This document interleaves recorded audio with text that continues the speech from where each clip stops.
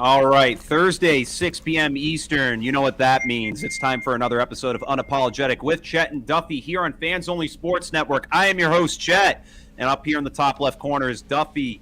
Duffy, my man. And Zach. We got to mention Zach. Zach Drapo here, everyone, once again on the show. Great guest, very knowledgeable on the sport. We all love football, baby. What up, Zach? How you been, brother? What's good, boys? Ready for some championship weekend football? Yeah, we're going to get into that talk because there was a lot of crazy upsets, a lot of crazy games. That Bills-Chiefs game, we'll get to that in later on in the show. But to start off right out of the gate, we're going to hop into a few big stories that were coming out after divisional round weekend. We're going to start right out of the gate with Aaron Rodgers. Aaron Rodgers this past week suffered a loss at home to those San Francisco 49ers. Final score being 13-10. Whoa, almost tripled their digits there.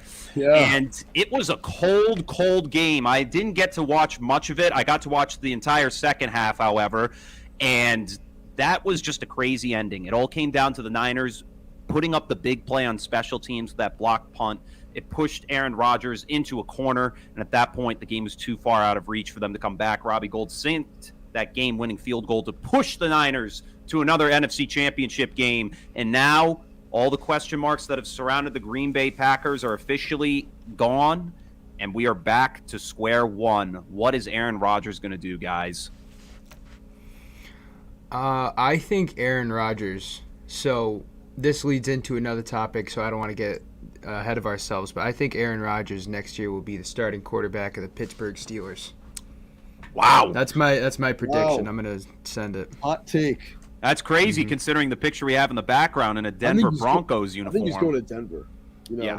I think he's going to Denver because we've heard talks of it for a while, especially last year. That was definitely a rumor that was buzzing. Was Aaron Rodgers to Denver, this and that. And now with Nathaniel Hackett being the first head coaching hire for the new year, going to Denver, his former offensive coordinator, I think it's looking more like a possibility.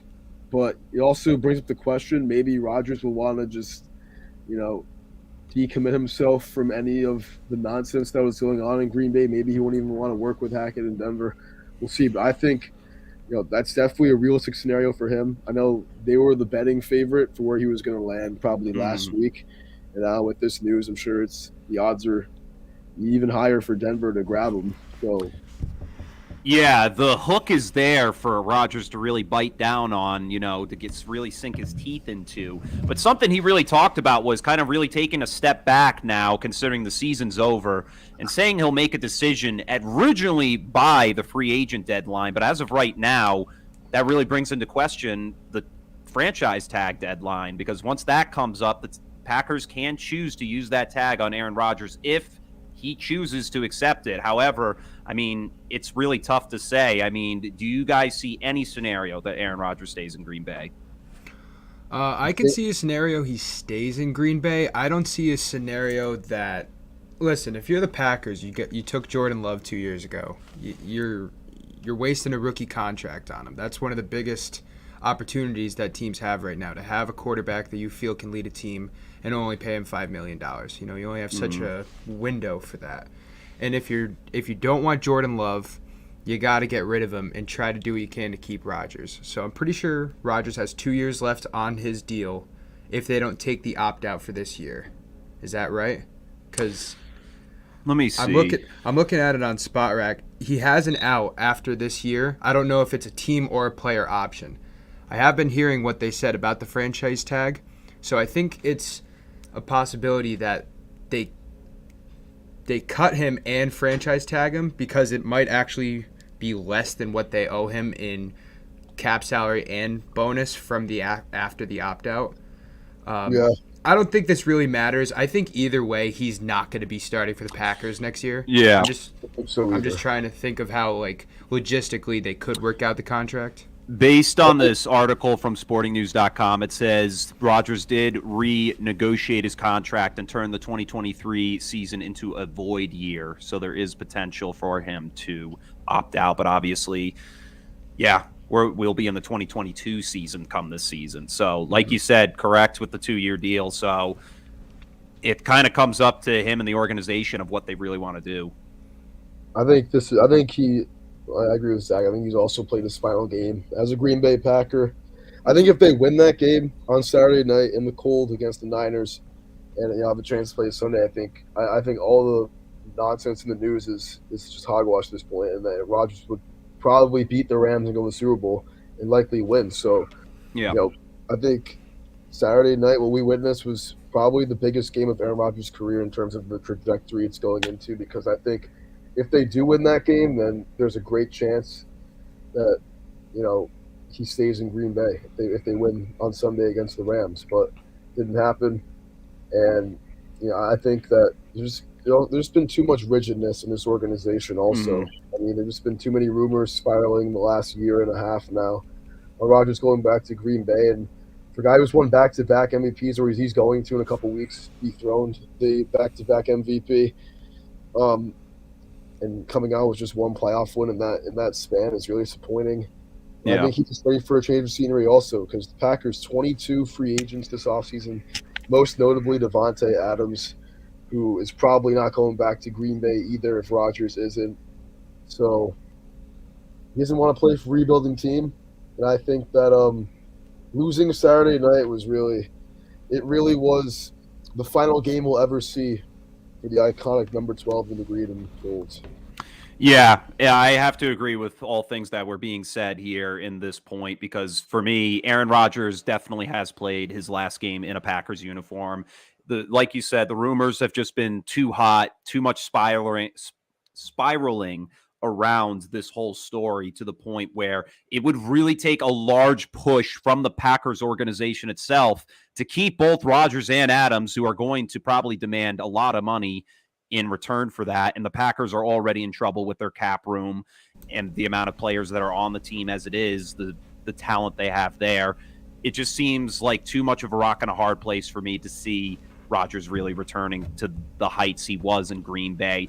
And now we'll turn it around on the Packers organization real quick, because you see two great Hall of Fame quarterbacks, Aaron Rodgers and Brett Favre, each playing their entire tenures in Green Bay for the most part. Obviously, Brett Favre went to the Minnesota Vikings and the New York Jets. But both quarterbacks in their time here in the franchise only brought one title each, 2 Super Bowl rings to show for both of these stud quarterbacks. So at this point, should the Packers organization just throw in the towel and say, hey, we tried with him, and at this point we need to move on. We need to start over.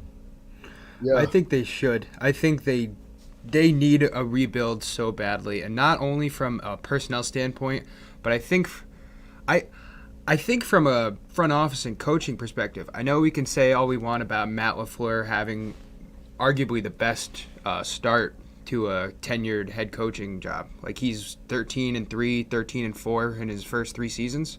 It's pretty ridiculous.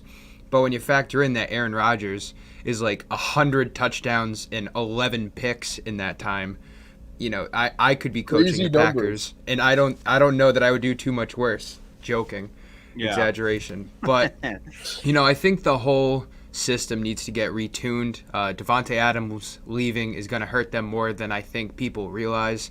Jordan Love's going to need a number 1, and as much as Marquez Valdez-Scantling is all right, Alan Lazard's Equinemius St. Brown, it's not going to work for him. Aaron Jones is a good piece, but they have a lot of work to do, not only on offense but on defense, and that's gonna be a process. I think trading Aaron Rodgers for picks is going to help that too. Whatever you can get. There's been people saying that teams have been talking about throwing 2 or 3 first-round picks for Aaron Rodgers. I don't know how realistic that is, but that would certainly help for a rebuild. And I think 2 first-round picks is too much to ask for out of Aaron Rodgers at this point. I think that's reasonable. I think it's reasonable. For a guy like Aaron Rodgers, who we've seen the last 2 years, age 37, 38 season, throw ridiculous number of touchdowns, 85 touchdowns, 7 picks in the last 2 years. But you're talking about a guy who's 38 years old. How do you know he's going to continue that success going for the next 3-4 years? If you just watch him play, he's still a magical football player. Like he still has the same arm. He's throwing accurate passes like he has in his entire Mobility's still career. there. Mobility's still there. He has pass rating of 120 last year. Only player to do that in league history. He's done it twice. And this guy, I almost called him this kid. This guy is Yeah. beat. I don't This is a care man. wherever Aaron Rodgers is at, he is a generational type of talent. He will make that team better. And 2 first-round picks for 4 years. No, probably they're probably gonna get 3 years out of Aaron Rodgers at most. Yeah. So whoever team gets him 3 years for 2 first-round picks, probably gonna win about 30-something games in that time span, make 3 playoff appearances, and contend for Super Bowl every single year. It's kind of like Peyton Manning. Obviously with Peyton Manning, there were bigger question marks when he went to Denver. He just came off a neck surgery, didn't know if he could throw the ball more than 25 yards, and he was still a beast because he's a generational type of talent, and he makes every team he's on better. And Aaron Rodgers is that times 2 with how healthy he still is, his mobility being there, and the fact that he just won 2 MVPs in a row in 26 games in the last 2 years. Whatever team he's on he's gonna make them way better and an instant contender. So yeah, I would absolutely give up 2 first-round picks to replace Teddy Bridgewater with Aaron Rodgers. Are you kidding me? Because a team like Denver too, you gotta realize they have a really good secondary, great receivers, solid backs, good offensive line, good defensive line, solid linebackers. I mean, they're a good team. They're just one quarterback away, from I would say contending, because they do have Mahomes in the division too. You got Mahomes, you got Derek Carr, you got Justin Herbert, you got the competition there. That's going to be the big thing. Aaron Rodgers in that division, it makes the AFC so much more spicier. Yeah. It makes the AFC West the toughest division in football, and it makes the Denver Broncos an instant contender. Can I put up one more point now? Yeah. You guys are both Patriots fans, right? Correct. Yeah. Okay, so I'm not. I'm Yes. an admitted Colts fan. No. So here's my point that I would like to bring up to you guys. Would you want, and I know you got Mac Jones and he's going to be the future, that's awesome, but would you want Aaron Rodgers on the Patriots? And think about this for a second, because your immediate answer is going to be yes, but Aaron Rodgers is 11-10 in the postseason for his career. 11-10. Yeah. Like, that's awful. He's been the MVP the last 2 years. He's gotten 1 win, and last week when he lost at home to the 49ers, he didn't throw a touchdown. So the regular season accolades, that's amazing, and he is truly generational. But postseason, if this were last off season and Mac Jones wasn't even drafted yet, I would say absolutely trade for him, because at this point it's like if all of this controversy and things happened a year before and the Patriots were in the situation they were with Cam Newton, I would say hand to God, yes, go ahead, please trade for him. But at this point, it's like with Mac Jones for me. Even though he got blown out, it's his first playoff appearance. He's a rookie. He showed us quite a bit of spark throughout the season.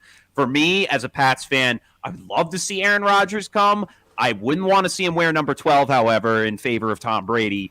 But at the end of the day, 12. Based on the way things have gone. I didn't think about that if he wore 12. Give him 12. Yeah. They haven't retired it yet. They're gonna have to. Robert Kraft would never do that. He'd give him like number 9 or something. Final say on this point is, if this happened a year ago, I would say yes. But as of right now, I just think there's too much of a high ceiling for Mac Jones going into next season. And I just don't see the Patriots trading for him in any way. I agree with you on the Mac Jones part.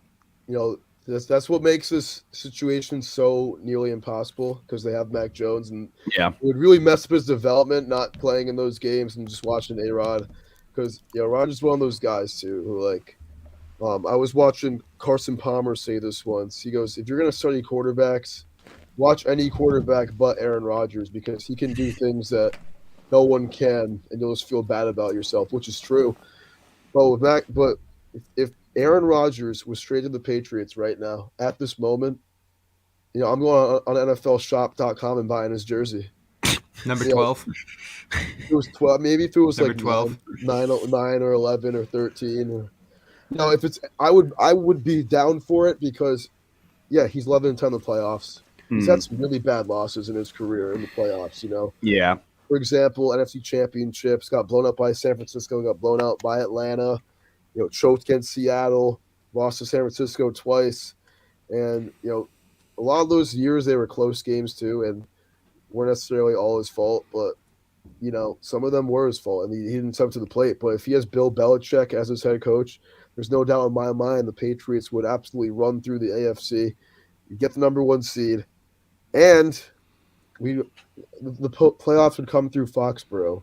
Rodgers would have playoffs for the ages. Wow. He'd win That's a 3. bold His call. playoff record would improve to 14-10. The Pats would be Super Bowl champions.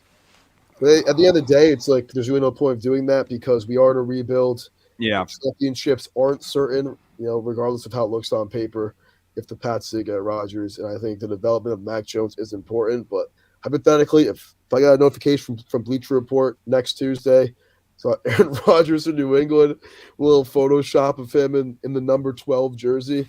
Yeah. If it wasn't 12, I'd be all hype, but I'll be really hyped if that happened. But Yeah. it's not gonna happen. I'm sure we'll have more time for discussion about this at some point down the line. The offseason still has a lot to really flesh itself out. We're still within the postseason. We still got 2 other stories we got to cover here besides Aaron Rodgers. The next one being Sean Payton stepping down as the head coach of the New Orleans Saints. Did win himself a Super Bowl there with Drew Brees, but as time's gone on, we see the declining age of Drew Brees really affect his career. And really the way the team was set up this season, Sean Payton nearly got them into the postseason. They would have needed some help, though, from those San Francisco 49ers to get in. So at this point, Sean Payton off the team at this point. Don't know if he's on the market. He's probably going to take some time off at this point. But, guys, in retrospect, what did Sean Payton really do for football, really, or even for the New Orleans Saints? I mean, he's a great coach. Definitely definitely people will remember him. Definitely has a stain on his legacy with the Bountygate scandal in the late 2000s and early 10s. But regardless, great coach, great offensive mind.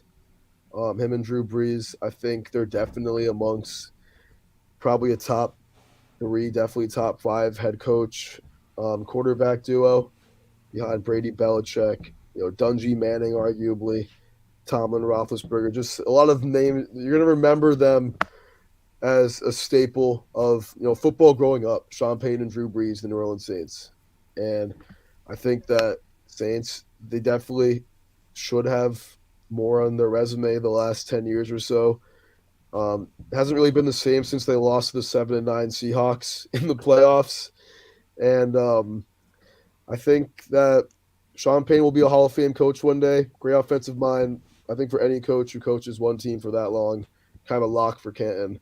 Yeah. And, averaged about 10 wins a season. Had a really bad defense for a lot of those years too. Remember those years in the mid 2010s, the defense was the worst in the league, and still got some wins. So, shout out to Sean Payton, great time there. I don't think he's going to be a head coach next year. I think for the way that he stepped down, I kind of just think that he's ready to spend time with some of his family this year. But I could be wrong. We've seen it before where he might just want another gig, and he could end up being a sportscaster too. He could be. And New Orleans, a rebuilding team too. Maybe he wasn't really about it. Really showed how good of a coach he was this year, though, coaching that squad to 9-8, going through a carousel of quarterbacks. So all respect to Sean Payton, great career with New Orleans, and will be a staple of 2000s and 2010s football for in NFL history. Yeah, I definitely agree. And you hit the nail right on the head. I want to say that Peyton and Brees have the 4th most wins of any quarterback coaching combo behind the 3 you had mentioned. Wow. Okay. And not only that, but what he did for the state of Louisiana, the city of New Orleans, right after Katrina winning the Super Bowl. People could say it's fixed, whatever, but it was a monumental achievement for the city. I believe it's still the Saints' only Super Bowl win. And you have to give a lot of credit to Drew Brees, but you have to give credit for Sean Payton. That's all I'm going to talk about for the Super Bowl for obvious bias reasons. Yeah. But great call. Second half kickoff, baby. Yeah. Shout out to Pat McAfee.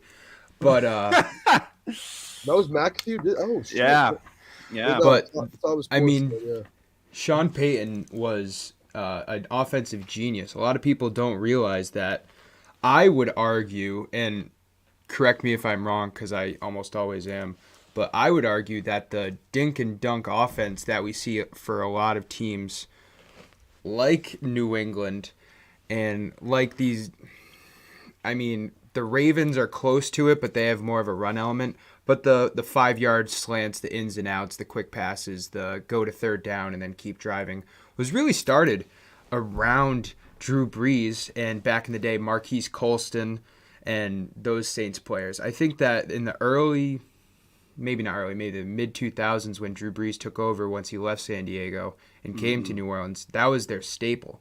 You know, people always talk about Drew Brees can throw the ball deep, but when you're throwing 50 times a game, you can't throw the ball deep every time. And that was an element, and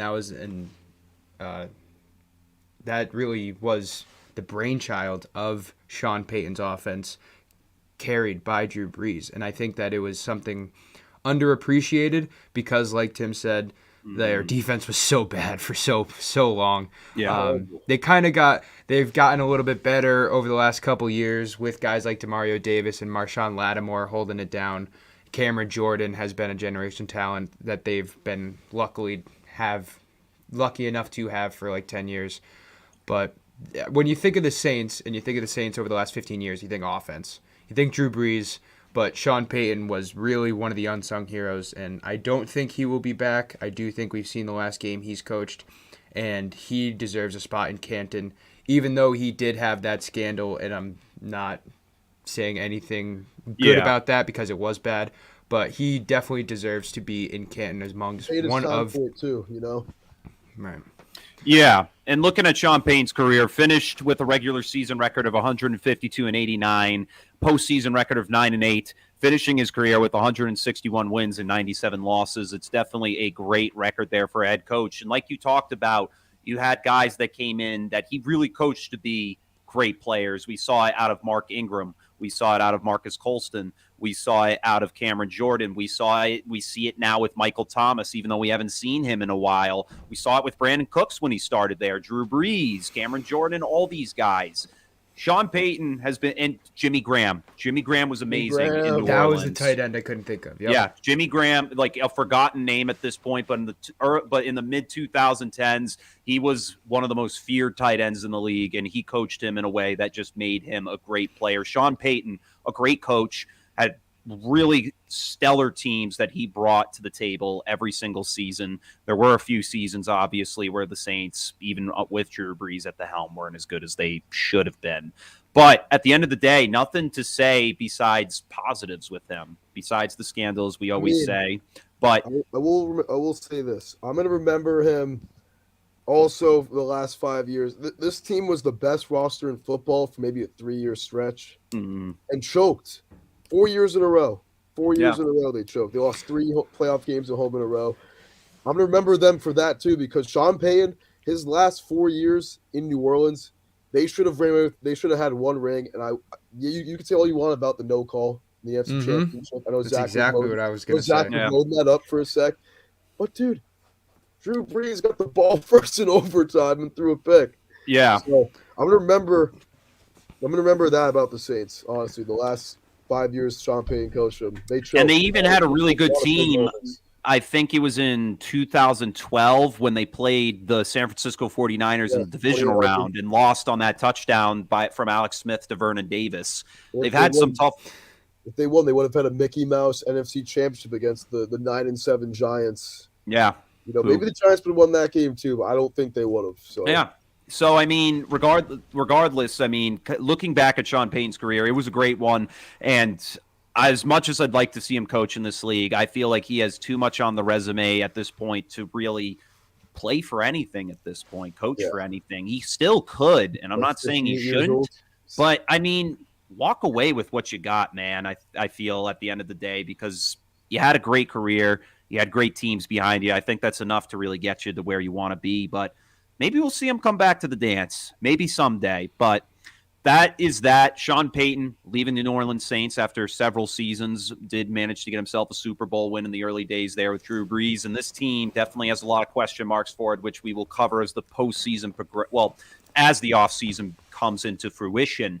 But moving on to the final segment the final talk before we head into our final segment of the evening is going to be about Big Ben Roethlisberger, who finally decided to hang up the cleats after 18 seasons. Sucks. And honestly, for me, it kind of sucks to see him. Well, I mean, it's sad because, hey, I grew up watching Ben Roethlisberger. I saw him win his first Super Bowl against the Seattle Seahawks.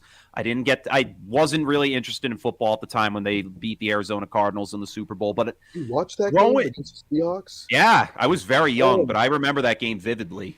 That's the Sean Alexander, Matt Hasselbeck game, right? Yeah, with the bus, dude. The bus. That was. I think that might be the first Super Bowl I ever watched. Yeah, that was one of. I think totally that was rigged. I totally think rigged. What I watched actually was Saints Colts that group. And a little NFL history here. That was the first 6 bottom seed team to ever go to the Super Bowl and win. Was the Pittsburgh Steelers that year? Who was the next? The New York Giants. No, they were number 5 seed. Green Bay. Oh, yep, that's right. But Big Ben, I will say this about his career: legend. He's a legend, and I think this past season, especially these last couple of months, getting his team to the playoffs, winning a lot of big games and big moments. Yeah, I mean, and the Ravens twice. Think about this too with him. He was a quarterback that kind of changed the position in a way because of his size, his build. Yeah. He could break sacks and just get out of it. I don't know how he was doing it when he was plays. Yeah, he'd extend the play so long to the point where it's like, dude, can someone just bring this man down? And you were never out of the game with Big Ben playing quarterback, unless if it was in Foxborough, then you were out of the game. Yeah, he only won there once in his career against Matt Castle, but Big Ben this season we saw him have some great outings. Against Matt quick flex. Tom Brady. Some great outings. I mean, Matt was saying you're always in the game with him. Extends plays, true Hall of Famer. And he even proved it this year. Crazy shit this year, and they were down 29-0 against the Minnesota Vikings and almost won the game. Yeah. And before season, it was all like, "Oh, Big Ben's making this team worse." Back in week 3, week 4, Big Ben's playing bad football. He's just retired now, and it was clear that when Mason Rudolph or Dwayne Haskins stepped on the field, that Big Ben was not the problem on this team. He was still the best quarterback on this roster, and he's just been such a consistent player for so long. People forgot about how good he was, being in the same era as Manning, Brady, Breeze, Rodgers, but definitely a top, I would say, 12 quarterback of all time. Probably has the hardware. Luckily, he got it early in his career. On the heels of that really good defense, and he had an awesome game-winning drive in Super Bowl 43, as we know. So clutch, legend. Another guy with some off-the-court issues, as we know. You can go on Twitter if you don't know what I'm talking about. But yeah, I mean, great career, and loved watching him play. It's kind of crazy that we're all about the same age, and we started watching football probably around the same time, but we really got to see. I don't want to call it the best time for the NFL because that would be underappreciating the 70s, the 80s, and the 90s where you saw dynasties like the Cowboys, Steelers, and 49ers. They're the best quarterback play. But right, we got to see Brady, Manning, Rodgers, Breeze, Roethlisberger. I'm probably forgetting 2 or 3 more. Russell Wilson too. I mean, I would even put Russell Wilson into the next generation. Russell Wilson, I think, is still in his 20s, right? Or at least I think he's 30 now. 33 now. And it's crazy that we're now in the time. I mean, Manning retired years ago, but we're now in the time where Rodgers is about to be 40. Big Ben's retiring. Breeze just retired last year. Like, it's really coming to an end, and it's really starting to hit you.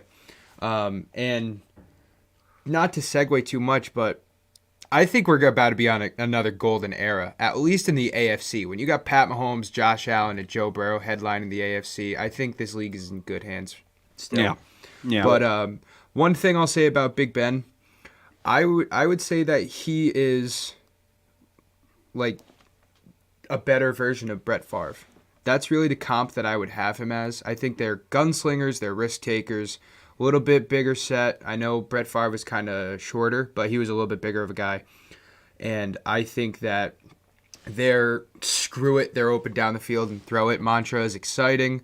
I think that it wins rings. I think it also makes mistakes and it makes for hard exits out of playoffs, which we saw from both guys. And Big Ben had it all. He had a great defense to help him out for most of his tenure. He's had some amazing Hall of Fame caliber wide receivers, even dating to the young ones that he has now that I think have a future in the league. But Yeah. he's always been the captain ever since he stepped in at 23 years old and went 15-1 in his first season. So Crazy. I think Big Ben is one of the more underrated quarterbacks of this amazing decade and a half of quarterback talent that we saw. And I hope, I mean, he's obviously going to be in Canton, but I hope he truly gets the recognition now that he is going to be out of the game, even though he did have not the best couple seasons to end his career. I don't think we should focus on that. I think we should focus on his entirety. Obviously, I guess as time went on and the Pittsburgh Steelers lost in 2010 in the Super Bowl to Aaron Rodgers' Green Bay Packers, it was definitely something that kind of overshadowed him after the fact, because they do well in the regular season, you go to the postseason and you lose, and it was tough because you see heartbreaks like against the Denver Broncos in overtime with Tim Tebow throwing that touchdown to Demaryius Thomas. Oh man, he lost to Tebow. Yep, and then getting blown out to the New England Patriots in Foxborough the following season. And then Baltimore at home. Do you remember that one? Which one? They lost to Baltimore in the wild card round at home. That was the first year of the Triple Bs. Yeah, it seems like they're all in the Super Bowl. They lose to Flacco and shit. But you look at the players that Big Ben had. He had players like Hines Ward, Heath Miller. I mean, it was Santonio Holmes. Yep, Santonio Holmes. It was always great whenever Heath Miller would catch a ball, because you hear everyone go, Heath in the crowd. Yo, Dad, are they booing him or are they saying his name? And then Pittsburgh's Took. Yeah, and then players like obviously Antonio Brown, Juju Smith-Schuster, Le'Veon Bell when they were in their prime, and he's brought a lot to football, finishing his career with 64,088 passing yards, 418 touchdown passes, finishing with a completion rating of 64.4%. That's a stellar number right there for him, and he definitely has a place in Canton. But the last question I have to ask you, because they were talking about this on First Take, and this question really bugged me. It really did. The question was, if you had to pick between these two quarterbacks, Ben Roethlisberger and Eli Manning, which one would you say had the better career? I'm picking Ben. And I think you could definitely say Eli is the 2 Super Bowl MVPs, this and that. But you got to remember Eli. Yeah, man. And some people like to play on the magical fact of the David Tyree helmet catch, beating the Patriots twice. Yeah, the last 8 years of Eli's career were atrocious. I mean, made the playoffs once, had a losing record, I think all but 2 of those years, from 2012 to 2019. And at the same time, you go to Pittsburgh, and Ben Roethlisberger is the quarterback of one of the most prolific quarterback receiving duos in league history. I mean, you got to look at Antonio Brown in that time span. Literally, I mean, he had the best stretch of any receiver maybe ever in a 6-year time span, and Big Ben was the quarterback for all of that. With the Giants, though, I mean, it wasn't all Eli Manning, but a lot of it was. I mean, Eli Manning threw 20 picks in multiple seasons, and besides those 2 playoff runs, he's not a Hall of Famer. If Big Ben wins 1 Super Bowl out of those 2, he's still a Hall of Famer. If he wins 0, he probably still is. If Eli Manning doesn't win either of those rings, he's not in the Hall of Fame. Yeah. And he wouldn't have been the Giants quarterback for 16 seasons. I remember. And he led the league 3 times in interceptions. He threw 27 picks in 2013. I remember he threw 25 in 2010. And terrible. The Giants 27 picks in a season. Oh my god. From a starter. The last 10 years has been they've been so disgusting the last 10 years to watch. I don't think they've averaged more than 25 a game in a single season. And they haven't really fully recovered, even transitioning into the Daniel Jones era. They still haven't figured it out. Whereas Pittsburgh, I mean, scrappy team still. But the Big Ben, never had a losing season. I'm taking Big Ben any day of the week. Yeah.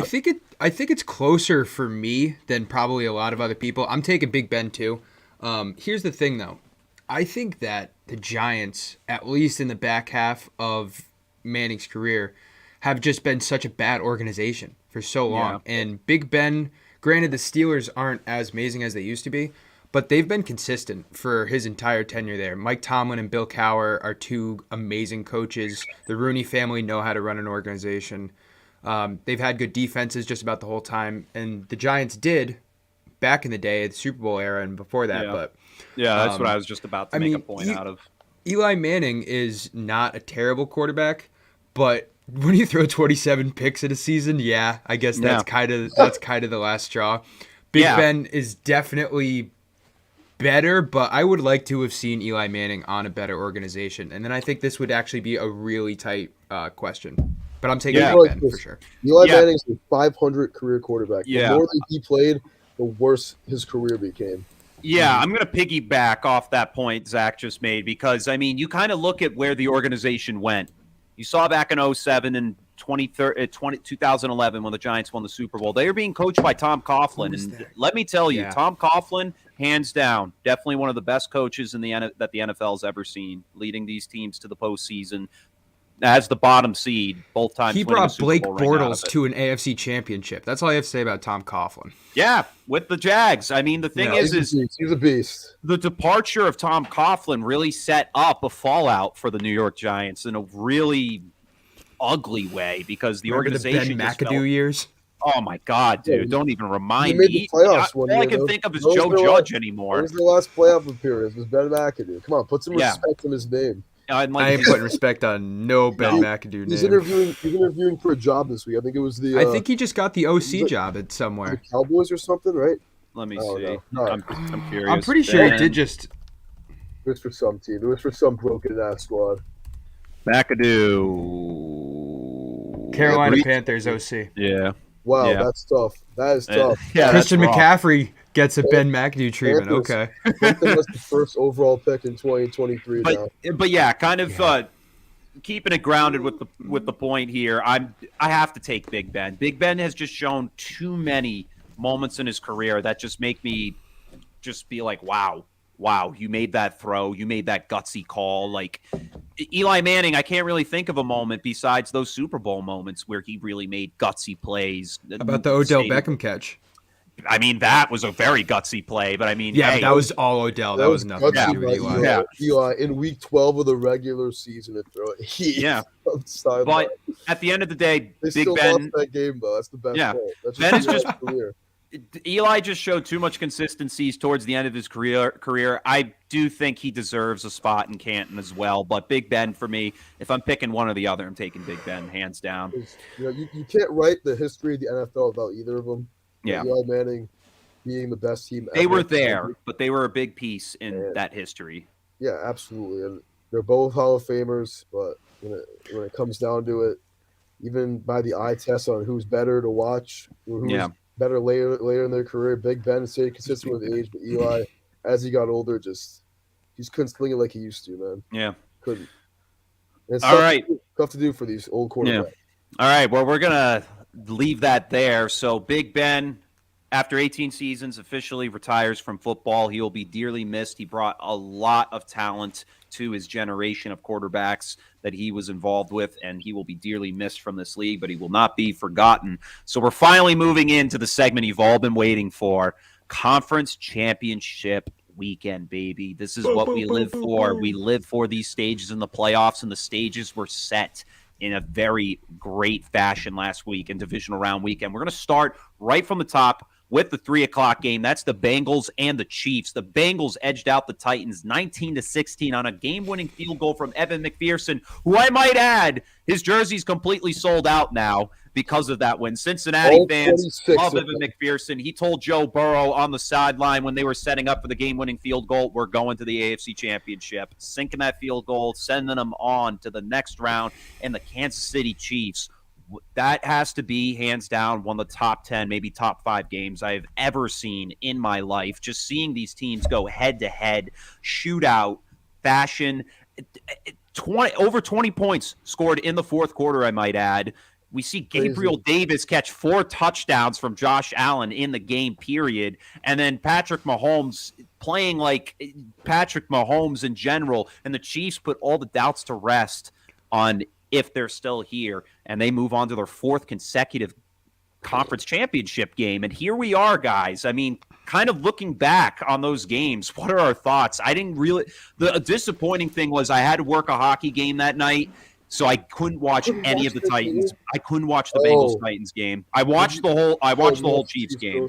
Of course I did. I didn't watch Bengals-Titans either. I was at URI doing hockey, but both really good games. And This is going to be a good game Sunday at 3 o'clock. Yeah. This is an interesting matchup. We saw these two teams meet back in Week 17. Bengals winning that one, 34-31. The Chiefs, I think, led that game 28-10 at one point.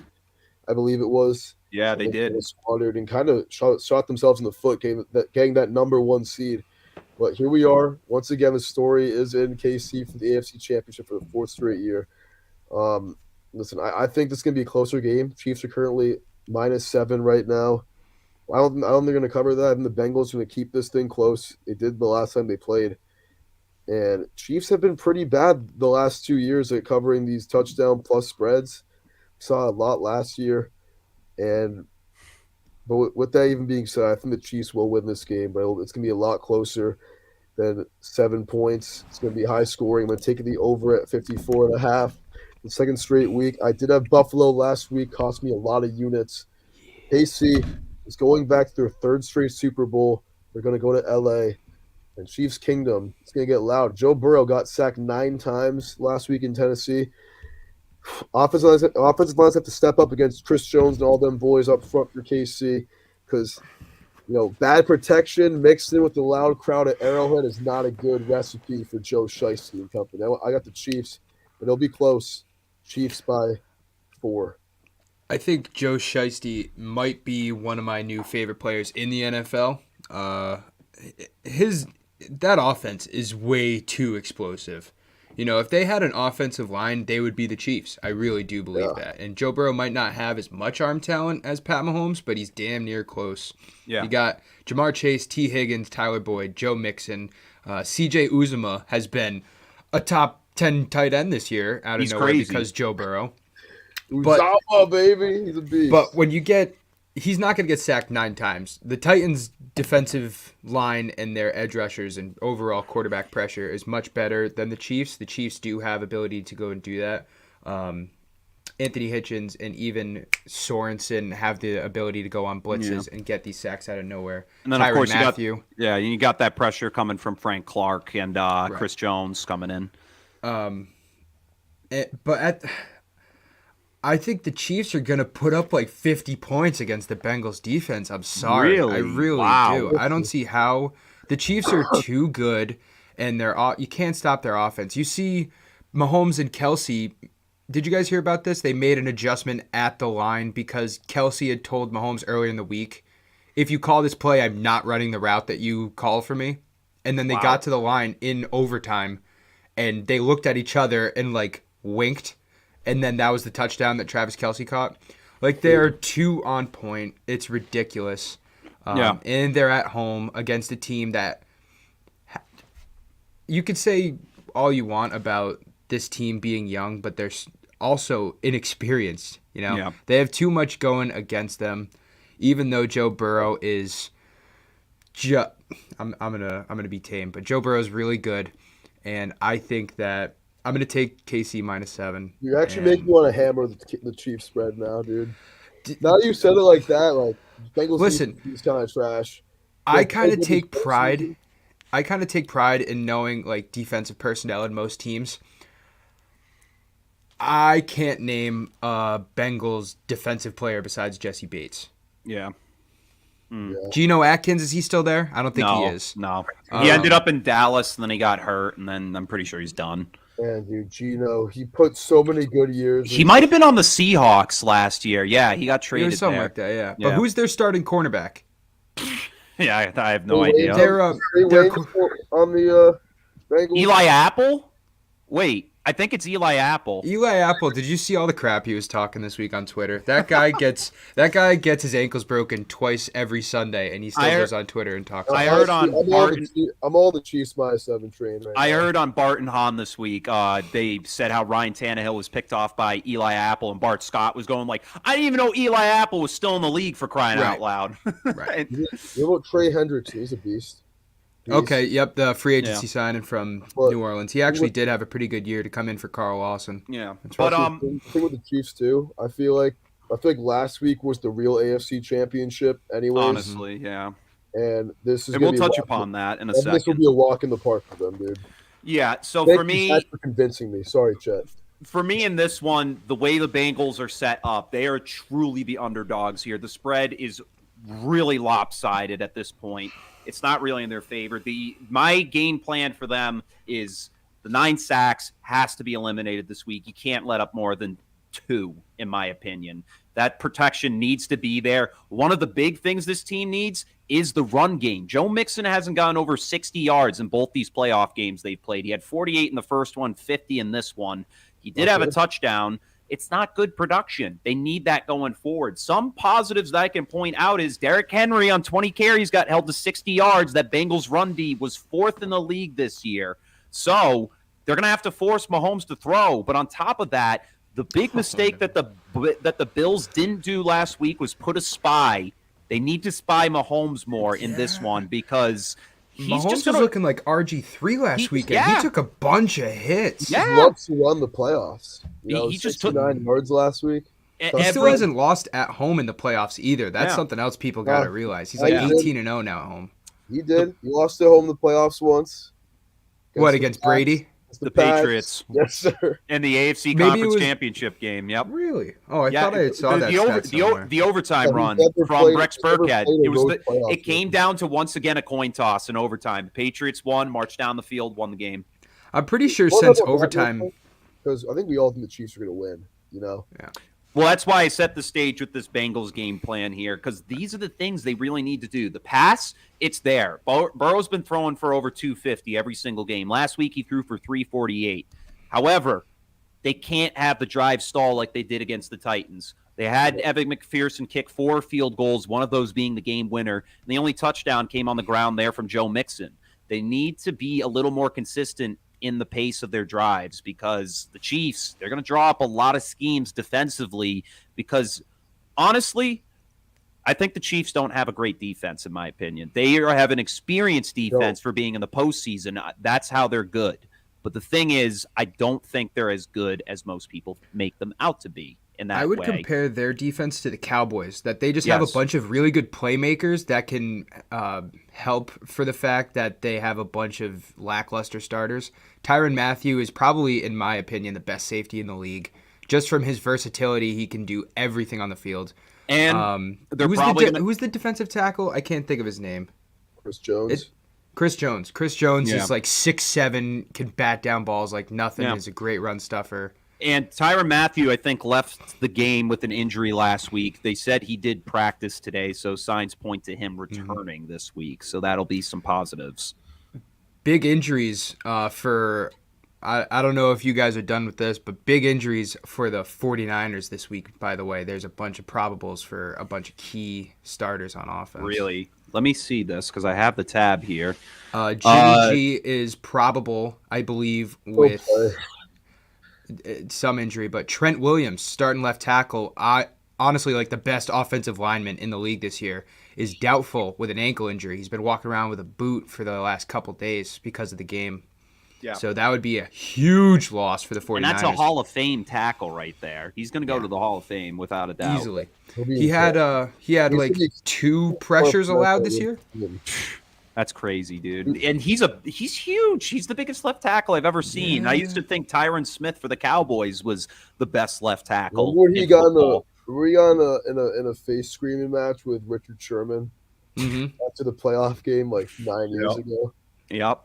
Of course I do. That's why you don't match him up against a sorry-ass receiver like Crabtree. Yeah, honestly. Don't do that. But it's Pierre Garçon.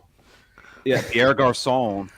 But yeah, so kind of looking at this stage, really, I'm going to take the Chiefs as well. I just think the Bengals have had quite a Cinderella story this year. It's just been beautiful to watch them grow to this team that we didn't expect them to grow into. We thought they'd be a pretty decent team, but Joe Burrow has proven that, like Josh Allen, and that's something I want to get to in just a second, is talk about how Josh Allen just proved to us in this playoff series he's going to be one of the best quarterbacks. He's going to be top 3 in the league. People were thinking top 5 last year. Now, forget it. He's in the top 3 at this point.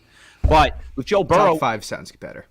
Top 3, I don't know. Yeah, perhaps, but Rodgers, Brady, Mahomes. Boom. He's not better than any of them. Well, give it 5 years. I would still Mahomes. I like Lamar Jackson. I know he didn't have a great year, but Jackson's up there. Josh Allen is trumps Lamar Jackson. He did last year. He's better than him this year. But Lamar's yeah, style of play is going to die. yeah. Not die, but he's going to be extremely limited very soon. Yeah. But at the end of the day, with the Bengals, I just think the odds in terms of experience is too stacked up against them. There's just too many experienced players on this Chiefs team. They've been in the conference title game for 4 straight seasons. I'm sure they're not a stranger to the stage. And really the Chiefs have put to rest a lot of the questions that surrounded them going into the midseason, even towards the end of the season. They dropped 42 points their last 2 games. They're probably going to put up similar numbers to that. I have the final score a lot closer than most people think. I have it at 34-28. That does cover the spread. But I just think this is going to be a shootout. It's going to be one of those games where we're going to see Burrow and Mahomes throwing the ball for their life, because that run game is probably going to get shut down for both sides, really, in my opinion, just because the Bengals run D and the Chiefs, they have a pretty solid run defense as it is. But once again, I just think the Bengals are going to have to do a lot, because once again, non-Cincinnati this time, it's going to be in enemy territory. So for them, they're going to need a lot of adjustments, because the Chiefs are going to be making a lot of adjustments to that game they lost back then. So that's my thoughts on that, really.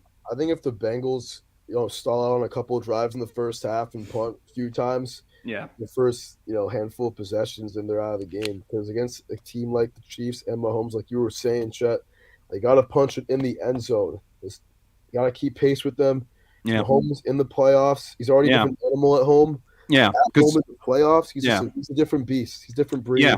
Because it's making Pittsburgh 4 last week. Yeah. Because putting up 19 points against the Titans last week really kind of made me be like, hey, great, they won. I love the Bengals, but at the end of the day now, it's like the Chiefs have put up 42. It's a lot worse than the Titans. We've seen it. Yeah. And Burrow already threw for, I think, 414 yards in these boys 4 weeks ago. Yeah. So I'm not going to sell him short, but, kind of like Zach was saying, I don't like the way that Cincy matches up with KC and all the weapons they have.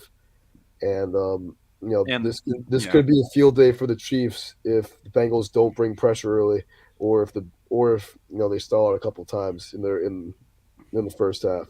Yeah, absolutely.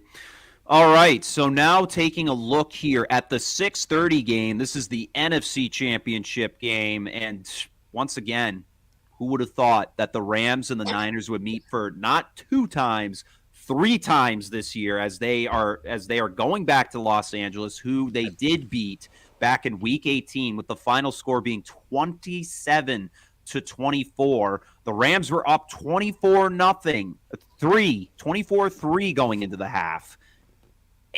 Yeah, and they blew it. No, it was 17-0, I think. Yeah, but 17-0. But the Rams, these last 2 games, have proven, with the 34-11 win over the Cardinals and the 30-27 win over the Buccaneers, they led that game. I don't care what anybody says. That defense has played phenomenal all year long. The Bucs didn't wake up until the second half of that game. They were getting so much pocket pressure on Brady. It was making his head spin. It was the first time I've ever seen him really look that antsy, besides in some of the games he played with the Patriots. But the Rams this year, they look like they're in it to win it, in my opinion. Matt Stafford has played phenomenal in both games. We've seen great vertical plays from the offense. Cooper Kupp's still playing elite, like it's still the regular season. He's still getting over 100 yards. But even for the Niners, Deebo Samuel being a huge vocal point of that attack, Jimmy G's doing enough. That's why I'm kind of like hesitant to even consider San Francisco in this one. But the way the Rams have just looked on both sides of the ball in these last 2 games is just convincing me enough to pick them in this one. I don't have a score for you right now. I will have that in my article that will be posted this week. But I just think I don't know. There's a lot of injuries that are going on with San Francisco, as Zach just said, and that's something to look at going into this one. But the Rams, I just think they're going to dominate this one. I think it's going to be close. The Niners already beat them twice. They have a villainous run game that we've seen. And, the 2 times that we saw them play in the regular season, they were really dominated by just long, concise drives by San Francisco. I mean, that first game of Monday night, the Niners had, I think, an 11-minute drive to kick things off. And then Week 18, tied up 2 really good drives to end the game and overtime. A 90-yard drive with no timeouts, but Jimmy G to even get them in the playoffs in the first place.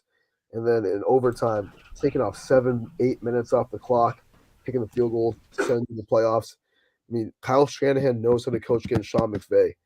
But with that being said, it's so difficult to beat a team 3 times in a season. We haven't seen it since the Saints beat the Panthers 3 times in a season 4 years ago. Saints had a chance to do it last year against the Bucs too and didn't. But I honestly just think that I think the Rams are going to win this game, and I think 3.5 is a reasonable cushion. I think they're going to win this game by 3 points. I think this game has overtime written all on it, or at least a walk-off game-winning field goal. Yeah. These are 2 young coaches going at each other again. Niners have won the last 6 times, but with Matt Stafford, Sean McVay at home, everything on the line, for the right to play a home Super Bowl, I think the Rams are the better team, but I think the Niners will keep it close because they'll probably have a better game plan. And keep in mind also, a lot of these fans are going to be Niners fans. Yeah. There's going to be a lot of red. There was a shit ton of red last time they played in Week 18. The Niners faithful. But did you honestly, just say that the 49ers have won their last 6 matchups? Yeah. No shit. I didn't know that. That's kind of crazy. Swept them the last 3 seasons, but it brings up the question: are the Rams due for one? Are they finally? I think they're definitely due for one. I'm gonna agree with you. I think that the 3.5 is interesting. I haven't really decided on where I'm going on that yet, but it's the Rams' year. I'm gonna get this take out of the way real quick because I gotta start getting ready for my show. Thank you guys, by the way, for having me on. I love coming on anytime. But Rams are gonna win the Super Bowl. Rams are gonna beat the Chiefs. I have the Rams beating the 49ers by a decent margin. I think it's going to be like 31-20. And then the Rams are going to go, they're going to stay at home. So it'll be 3 weeks in a row, plus some if you want to count like midweek this week, that they've been able to chill in Los Angeles. They don't have to get on any flights, no changing time zones, similar to what we saw at Tampa Bay last year. Which sucks for Pat Mahomes. That's such bad luck for them and the Chiefs that they're going against. I mean, hypothetical because we don't know the Rams. 2 straight home teams. It's also crazy because the Chiefs have had to face. Rams are also the 4th. But I have the. It's crazy. But I have the Rams winning 31-20 against the 49ers, and then I want to say I got the Rams over the Chiefs, something like 38-35. I think that Super Bowl, when that happens, and I would love to come on this show again to talk about it in the next 2 weeks before the Super Bowl happens. But we got you. I think that is going to be a fantastic Super Bowl if that happens. Either way, because I know the Chiefs are going to win. I'm already putting that, respect to Joe Burrow and the Bengals. They have had a great year, but like you said, Chris, it is a Cinderella story. And the Rams or the 49ers, whoever wins, it's a solid team built on a young head coach's brainchild. The 49ers would be going for the second time in 3 years. The Rams the second time in 4 years? 4 years, I think. Yeah. So we're looking at 2 of the best teams in the NFC for a while now, in the best division in the NFL, the NFC West. Yes. I think it is. And this is going to be the game. I said when I came on this show, I believe I came on this show last week or the week before, that 2 weeks ago. The Rams-Buccaneers playoff game was going to decide the winner of the Super Bowl. And looking at it from hindsight, the Chiefs and the Bills, the winner of that game is going to go to the Super Bowl too. So I have the Rams-Chiefs. I think that it's going to cap off a really exciting playoffs, and I can't wait. And I can't wait to win more money this week than I did last week because the Titans really messed me up. But thank you guys for having me on. I got to get out of here and do my show. Good luck for the rest of your night. Good luck on the bets, boys. Yeah, you too, Zach. All right, we'll catch you later. Zach Drapo, everyone. If you want to check out his podcast on Fans Only Sports Network, his MMA podcast, check that out. If you are interested, any mixed martial arts, any type of fighting, UFC, go check him out. Woo. Once again, that's MMA. Thanks again for coming on, Zach. So, Chet, we haven't even really heard about your take in this game. Who is going to represent the NFC in Super Bowl 56? Well, I did, but, it's going to be the Rams. I mean, when it comes down to it, the Rams have just dominated in terms of defensively. The defense won them that game in Tampa. The reason why the Bucs prediction, though. My Super Bowl prediction right now will be Rams-Chiefs. That will be that will be the Super Bowl right now. I'm not taking a Super Bowl pick yet. It's too early to decide of who I'm going to take. But in terms of what we see from the Niners, like you said, Duffy, it's going to come down to time of possession. Who's going to dominate the clock in terms of moving the ball? Because the Niners proved in their last two matchups between them and the Rams, it's dominating the clock. Bill Belichick uses that philosophy all the time, and it's worked. It's controlling the flow of the game. And if the Rams or the Niners can get on top of that and control that flow, they're going to see themselves in the Super Bowl once again. But for me, the Rams, they've just proven to me with the talent they've added during the regular season, losing Robert Woods, they go out and get Odell Beckham. They go out and get another edge pass rusher in favor of Von Miller from Denver, the aging wonder, who is still a very prevalent figure in football. But Matt Stafford has played flawless in the postseason. We saw him put up great numbers against the Cardinals and the Buccaneers last weekend. And Coop Kupp playing at the same elite level he's played at in the regular season. He set them up for the game-winning field goal with like 40 seconds left, 47 seconds on the clock. Probably even a little bit less. Yeah. And so block it. Yeah, when he's screaming down. Yeah. But these guys really stepped up. Big time players making big time plays. And if you remember, Cooper Kupp wasn't even there when they made Super Bowl. He tore his ACL earlier in the season back in 2018. So really the first time both these guys coming out, not only together, but really in their careers in these big time moments. Yeah. In these conference championship games and possibly Super Bowl games. So this is going to be an awesome game. And I think with the AFC being what could be a doozy, as our boy Zach Drapo just predicted, this game will definitely be a great way to end the night. I think it'll be the closer of the two games. Yeah. Divisional rivals in the conference championship doesn't get any better than this, being for the third time this season. And on paper, I mean, I think San Francisco has all the advantages, already beating them twice. And with the fans, it'll be majority San Francisco 49ers fans. I think this will be somewhat of a home game for them, or a neutral site at worst. I do have a final score prediction. I'm going to take the Rams 29-26 over the 49ers in this one. Interesting score, Yeah. I think it's going to be. I think it's going to lead to some game some drive stalling, field goals. I think we're going to see the defenses play very elite in this one. The Niners know how Matt Stafford works at this point. They've seen him twice this year. They've dominated him both games. And then for the Rams, they've dominated people with their defensive front seven. And the Niners, they're going to need to drop a lot of fun plays if they're going to stay in this one. And Jimmy G, he's going to have to stay very consistent, especially potentially without his starting left tackle, Trent Williams, the future Hall of Famer. So those are our calls. It's going to be a Chiefs-Rams Super Bowl after Conference Championship Sunday concludes. And with that, I think the only thing now, but the more I talk to Will Reyes this week, don't be surprised if I get a text switching my pick. Yeah. More I'll look into it. AFC, I think, is a lock with the Chiefs, but this game right here, though. Especially, think how crazy that is. Chiefs had 13 seconds to drive down the field and tie the game, and they do it. Are you kidding me? There's just so many crazy moments since Week 18 to even lead us to where we're at. We had literally this game, too. Yeah. Having a 90-yard drive in a minute with no timeouts.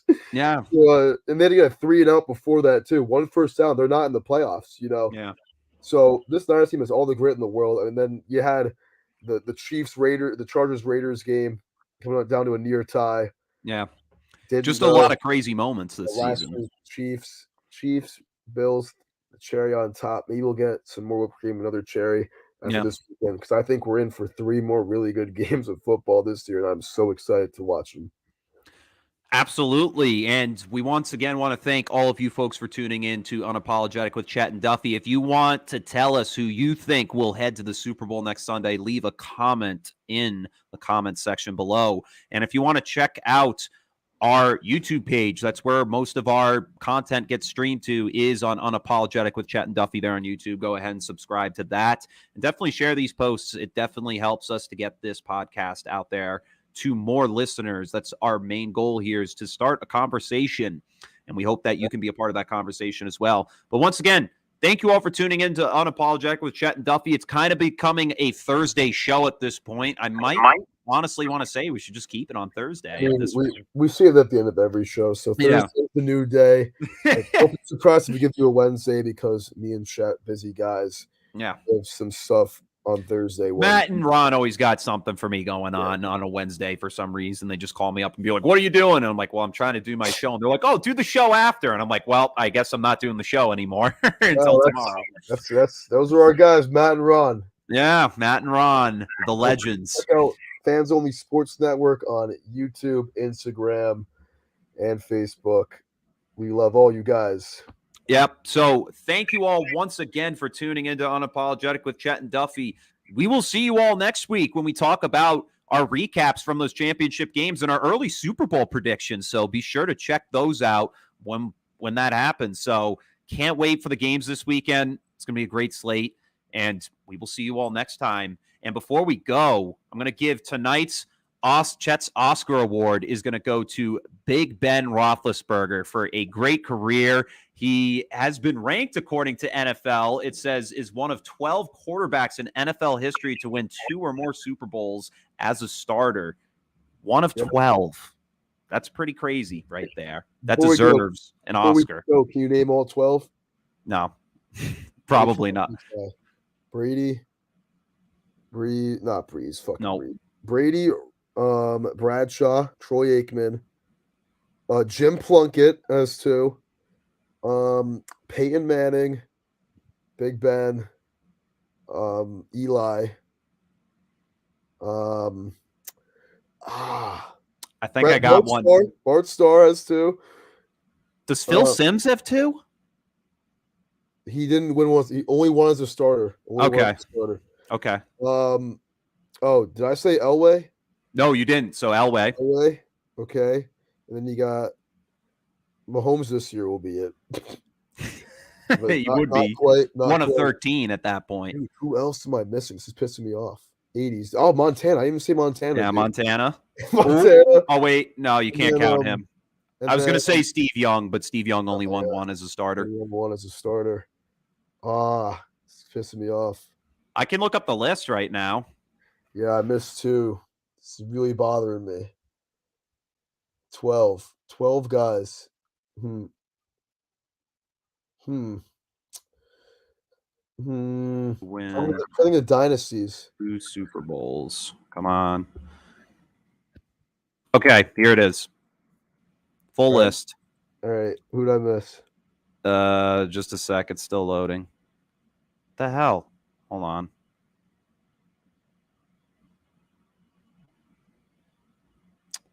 Yeah, like is Phil Simms on that list? That's what I'm trying to figure out. Okay, here we go. Okay. All right, so Brady, Montana, okay, Bradshaw, Aikman, Eli Manning, Peyton Manning. Yeah, said all of them. Ben Roethlisberger, John Elway, Jim Plunkett, Bob Grease from Miami. Greasy. Oh my God, Bob Greasy. Roger Staubach, Bart Starr. Those are some. He was in the 70s, dude. I should have got both of those. That was so dumb of me. Hey, you're pretty spot on. I probably would have only gotten a spare few of them. You wouldn't have gotten Plunkett. He's underrated. He's the only one of those who won't be in the Hall of Fame. He won with Joe Madden. Yeah, he won't be in the Hall of Fame. Joe Madden's baseball, bud. John. My bad. Yeah, Joe. What am I saying? Yeah, that was the Cubs. We're having some probably like at this point post-show banter. Yeah, post-show banter. But anyways, ladies and gentlemen, that wraps up everything here on Unapologetic with Chet and Duffy. This is Chet and Duffy signing off once again. We will see you all after the conclusion of Conference Championship Sunday. Thank you all for tuning in. And once again, as always, go Pats, baby. Go Pats. Peace.